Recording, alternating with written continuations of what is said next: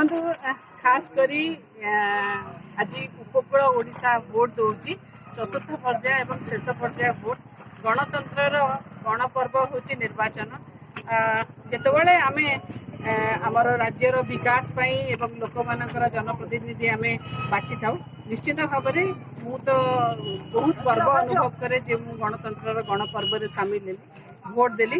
ଆଉ ମୁଁ ସମସ୍ତଙ୍କୁ ମଧ୍ୟ ଅନୁରୋଧ କରିବି ଯେ ଆମେ ଆମର मतदान करवा एवं निश्चिंत भाव में गोटे विकसित राज्य गठन करिबारे आमर किंचित मात्र भूमिका रहिबार आवश्यकता अछि। जदि भोट दबा ताहले आमे एठी गणतंत्र को मजबूत मध्य करि परिबा एवं सरकार को भोट दे सरकार बाछिले सबु प्रकार उन्नतिमूलक काम हम, सबु प्रकार डेवलपमेंट काम हो पारिबो। से शिक्षा स्वास्थ्य गमनागमन ठू आरंभ करी भित्तिभूमिर विकास।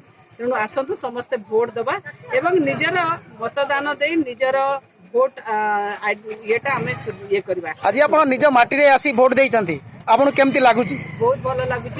ये हूँ से पंचायत जो पंचायत रु मुझे सरपंच थी, जो पंचायत लोक मैंने मत एत भल पाइबा देते आउ से पंचायत रु सरपंच है आज मो राज्यसभा अच्छी। आ मो जगह निज माँ माटी की जब भल न पाई पार बोध हुए क्या भल पाई पार माँ माटीर मोर मु चाहिए भोट भुवनेश्वर भोटर आई कार्ड कर भोट दे पारि कि सब मो गाँव में भोट दिए मत भल लगे ये भोट।